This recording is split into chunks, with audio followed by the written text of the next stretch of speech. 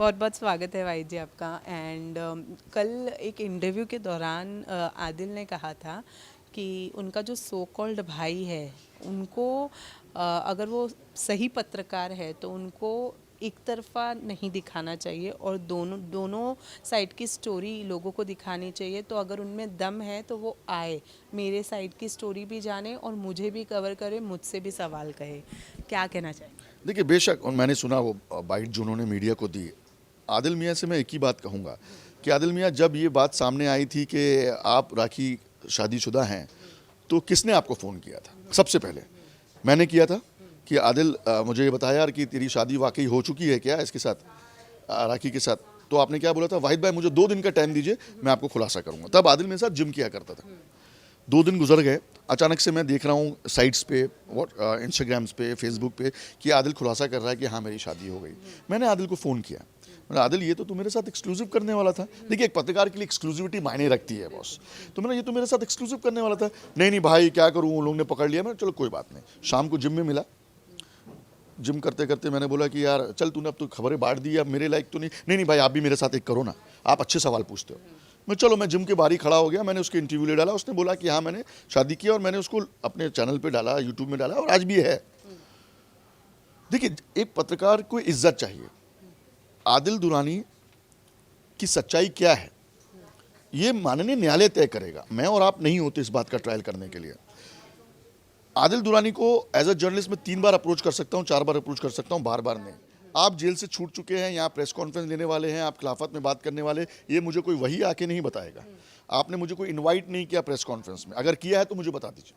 अगर आप इनवाइट करते हैं डेफिनेटली मैं आता, क्योंकि मैं नॉर्मल मैसेजेस में नहीं आता हूं, क्योंकि मेरा भी एक रुबाब है। मैं अल्हम्दुलिल्लाह 23 साल से पत्रकार हूं, कई चैनल लॉन्च कर चुका हूं। तो as a editor in chief मुझे आप इनवाइट खुद करेंगे तो मैं आऊँगा, ये मेरा प्रोटोकॉल है, मेरा तरीका है। आपने नहीं किया, मैं नहीं आया। अब उनके सवाल के जवाब में आता हूं कि मैं वन साइड पत्रकारिता करता हूं। देखिए, राखी सावंत मेरी बहन है, आज से नहीं, सालों से मैंने उसको, बरसों से बहन माना है, दिल से बहन माना है। मैं पठान हूं, मैंने जिसको अगर एक बार बोल दिया कि मेरी बहन है, वो खत्म हो जाती, नो इफ्स एंड बट्स। और आप जानती है कि इंडस्ट्री में और भी बहनें हैं जिनकी मैं इज्जत करता हूं, वो मेरी इज्जत करती हैं।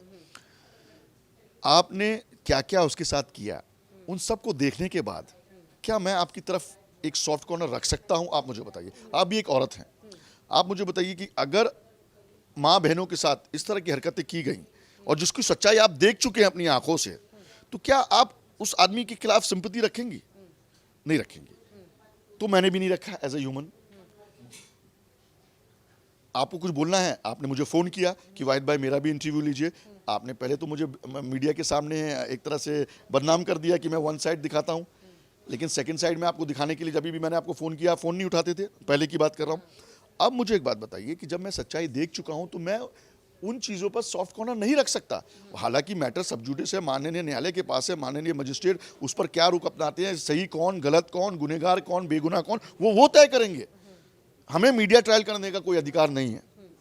आप अभी भी वेलकम हैं आदिल, इंटरव्यू देना चाहते हैं बेशक। जिस दिन आप अब अगला प्रेस कॉन्फ्रेंस रख रहे हैं ना, मुझे बुलाइएगा, एंकर मैं करूंगा, सवाल मैं करूंगा और मीडिया कवर करेगी। मुझे मालूम है कि मीडिया में इतनी तो मेरी इज्जत है कि मीडिया मेरे सवालों के ऊपर सवाल नहीं करेगी। आपको वो यही बोलेगी कि वाहिद भाई जो एंकरिंग कर रहा है, जो सवाल कर रहा है, we are agree to it. तो नेक्स्ट टाइम अगर आप प्रेस कॉन्फ्रेंस रख रहे हैं, मुझे बुलाइए, मैं आता हूँ एंकर करने के लिए, और मैं क्वेश्चन जो करूंगा उसका जवाब और उसका प्रूफ दोनों आपके पास होना चाहिए। हवा में नहीं होना चाहिए कि लंदन के होटल का वीडियो मेरे पास है। अरे है तो भेज दे भाई, मैं सबसे पहले चलाऊंगा। जेम्स बॉन्ड 007 के बाद आदिल खान 008 आ गए हैं, सैटेलाइट से उन्होंने उस होटल का फुटेज निकाल लिया, उस होटल के मैनेजमेंट में उनको फुटेज भी दे दिया। व्हाट हम्बक यार, दिस इज नॉनसेंस। आपने बोला कि माननीय कोर्ट ने आपको परमिशन दे दी, जाओ और मीडिया में बात करो, दिखाइए मुझे वो दस्तावेज। आपने कहा कि 95 लाख आदिल के राखी ने खाया, तो मैं आपको वो दस्तावेज दिखाता हूं जहां आपने खुद एडमिट किया कि 1.5 करोड़ रुपए राखी को आपको सितंबर 30 तारीख तक देना है। ये तो वही चीजें हैं जो पहले हो चुकी हैं। आप उस चीजों को, उस जख्मों को खुरेद कर राखी को आप तकलीफ दे रहे हैं और अपनी पब्लिसिटी ले रहे हैं। Adil, this is wrong. एक चीज़ और उन्होंने कही कि राखी ने जो भी फ्रेम और प्लानिंग करके जो भी उनको फंसाया, उसमें आप भी उतने ही हिस्सेदार हैं। मुझे नहीं मालूम अगर उसने ऐसा कुछ कहा होगा। किस चीज का फ्रेम, क्या हुआ है? मतलब उन्होंने जो पुलिस को इन्वेस्टिगेशन में मिला, पुलिस ने एफआईआर दर्ज की। मैं तो पिक्चर में कभी था ही नहीं। मैं कब आया पिक्चर में? जब एफआईआर हो गई, जब राखी ने मुझे फ़ोन किया कि भाई ऐसा ऐसा मेरे साथ अन्याय हुआ, तभी मैं पिक्चर में आया आप लोगों को। आप उस दिन ओशिवारा में भी मैंने बाइट दी थी कि भाई राखी के साथ ऐसा ऐसा हुआ और एफआईआर हो गई। देखिए आपको याद होगा कि सबसे पहले एफआईआर हो गई, ये मैंने जानकारी आपको दी थी। तो जब पुलिस की एफआईआर हो गई तब मैं आपके पास आया। उससे पहले मैंने कभी बातचीत की या आपने मुझे कभी राखी के साथ देखा या आदिल के साथ देखा? तो ये झूठे आरोप लगाना बंद करो। राखी कोई दूध पीती बच्ची नहीं है। पुलिस डिपार्टमेंट, मुंबई पुलिस इतनी सक्षम है कि सही क्या है गलत क्या है वो जानती है।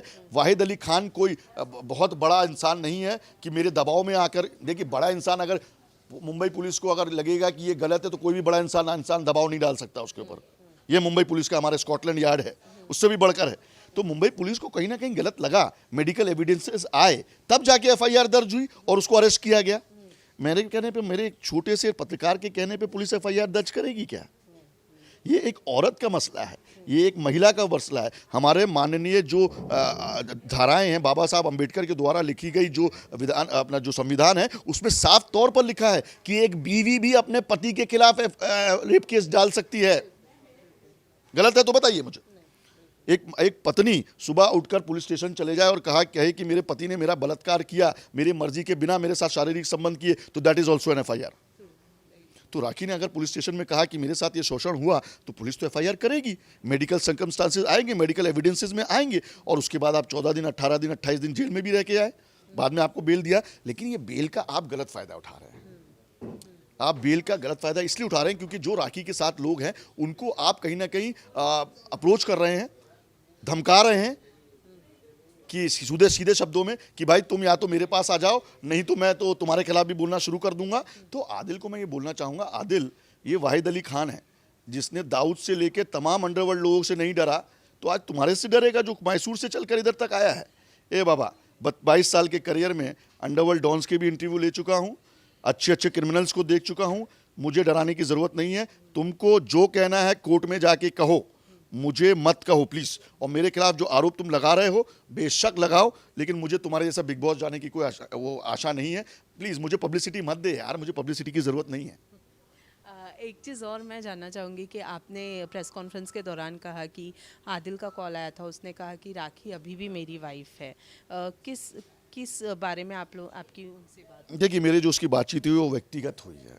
मैं एक जर्नलिस्ट अलग हूँ, एक व्यक्तिगत, एक पर्सनल इंसान अलग हूँ। हालांकि जर्नलिस्ट 24 घंटे जर्नलिस्ट रहता है, उसकी कोई पर्सनल लाइफ नहीं होती। लेकिन आदिल ने मुझ पर भरोसा करके मुझे फ़ोन किया और कुछ अपनी आप बीती बताई। तो आदिल के बारे में जो आपका सवाल है, तो मुझे मालूम है कि आदिल आज भी राखी को अपनी बीवी मानता है और उससे प्यार करता है। इससे ज़्यादा मैं उस कॉन्वर्सेशन के बारे में ज़्यादा नहीं बोल पाऊँगा क्योंकि ये मेरे एथिक्स के खिलाफ होगा।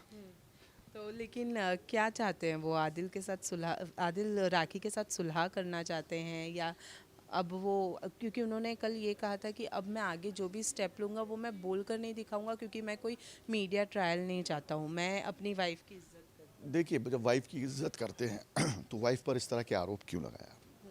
वाइफ तो चुप थी आपकी 3 महीना, आप क्यों आए मीडिया ट्रायल में? आपने प्रेस कॉन्फ्रेंस ली, आपने बदनाम करना शुरू किया उन लोगों को जो राखी के साथ खड़े हैं, धमकी देना शुरू किया उन लोगों को जो राखी के साथ खड़े हैं।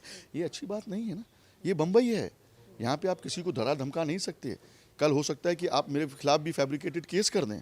कल कोई लड़की को खड़ा कर दे, बोले वाहिद अली खान का इससे भी कोई संबंध था, तो खैर वो तो प्रूफ करना पड़ेगा। इतना अल्हम्दुलिल्लाह इतनी मेरी इज्जत कमज़ोर नहीं है कि किसी के बोलने पे बदनाम हो जाऊंगा मैं।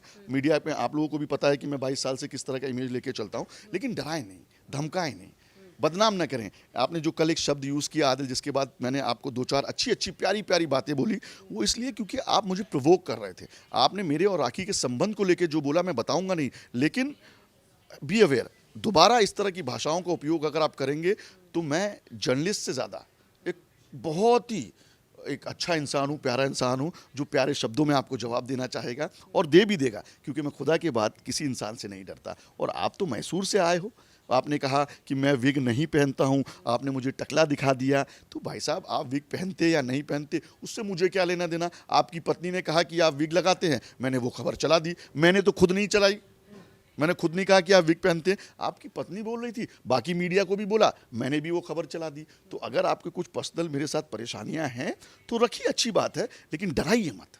बट सो कॉल्ड भाई से डू यू थिंक वो क्वेश्चन कर रहे हैं आप? जी हाँ, बिल्कुल इसी तरह उनका इशारा था।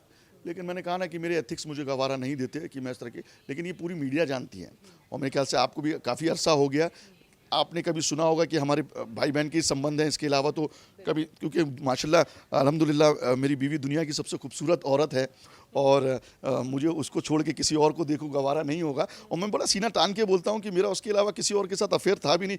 मेरी शादी को 12-13 साल हो गए, 2 मासूम बच्चे हैं। हाँ, दिखने में थोड़ा खूबसूरत हूँ तो लड़कियां बिल्कुल मेरे तरफ आकर्षित होती होंगी, लेकिन मैं तो आंखें बंद कर लेता हूँ कि भाई मेरी बीवी से ज़्यादा खूबसूरत मुझे कोई नहीं। और बड़ी डेंजरस है वो तो मुझे मार देगी, जहर दे देगी। राखी ने तो फिर भी केस किया, मेरी बीवी को जहाँ तक मैं जानता हूँ वो मेरे को रात में जहर मार के दे देगी कि किसी और के साथ तुम्हारे संबंध है, कि कोई भी औरत करेगी, आप नहीं करेंगी। अगर आपका बॉयफ्रेंड या हस्बैंड किसी और के साथ होगा, अफेयर में होगा, तो आप नहीं करेंगी। तो वही मैं कह रहा हूँ कि आदिल, मैं सीना ठोक के कहता हूँ कि मैं एक बहुत अच्छा इंसान हूँ, मेरा किसी के साथ कोई संबंध नहीं है। और जिसको एक बार दिल से बोल दिया, बहन है, राखी को मैं तब से बहन बोलता आ रहा हूँ जब राखी ने इतना नाम कमाया नहीं था, फेम कमाया नहीं, तो मैं भी नया नया जर्नलिस्ट में था। उस समय से लेकर आज तक राखी के मेरे बड़े पाक संबंध हैं, और इस पाक संबंध को कोई भी अगर प्रश्न चिन्ह उठाता है तो मैं चुप नहीं बैठूंगा, मैं जवाब दूंगा, चाहे वो किसी भी हद तक मुझे जाना हो, मैं छोड़ूंगा नहीं उस इंसान को। लास्टली जाते जाते मैं डेफिनेटली जानना चाहूँगी आगे आप लोग क्या करने का सोच रहे हैं। देखिए, आगे मैं क्या करूंगा बच्चा, मुझे बताओ। मैं जर्नलिस्ट हूँ, मैं थोड़ी किसी को बोल सकता हूँ ये करो वो करो। हाँ, जो आप कर रहे हो उसमें मैं आपके साथ खड़ा हो सकता हूँ क्योंकि आप मेरी बहन हो। मैंने राखी को आज तक ये नहीं कहा कि ये करो वो करो, ऐसा करो वैसा करो, मुझे क्या करना। वो खुद एक मैच्योर लड़की है, दुनिया जानती है। उसके साथ जो हुआ वो मैं और आप कभी सोच भी नहीं सकते, तो मैं क्यों उसको आइडिया दूंगा कि आप ये करो। अच्छा, आप मुझे बताइए, ये पिछले 6 महीने में जब से केस हुआ, कितनी बार आपने मुझे राखी को साथ में देखा? सिर्फ अभी 2 दिन पहले जब मेरी बीवी का इनॉग्रेशन था तब वो आई। उससे पहले कहीं भी मीडिया में आपने देखा? मैं आपने CDR दे दूंगा, अपना फ़ोन रिकॉर्ड्स, कि मेरी कितनी बार उससे बातचीत हुई। अरे 10 दिन में 15 दिन में एक बार बात होती है कि बेटा तू कैसी है, क्या चल रहा है, सब ठीक है, परेशान मत होना। अकेली रहती है वो लड़की, उसके साथ कोई नहीं रहता, तो मेरा फ़र्ज़ एज अ ब्रदर उससे पूछने का कि तुम कैसी हो, कोई चीज़ की तकलीफ़ तो नहीं है। माँ बाप नहीं है उसके, अनाथ है वो, तो मैं उसकी तकलीफ़ों को संभाल सकता हूँ। थोड़ा अगर शेयर कर लिया तो क्या गुनाह किया है यार। और आप इतना बड़ा प्रश्न चिन्ह उठा रहे हो, दिस इज़ रॉन्ग यार, दिस इज़ रॉन्ग। अगर वो चीज़ें मैं खुलकर बोल दूं तो शायद आदिल के सड़क पे चलना मुश्किल हो जाएगा। Alright, thank you so much हमसे बात करने के लिए, थैंक यू।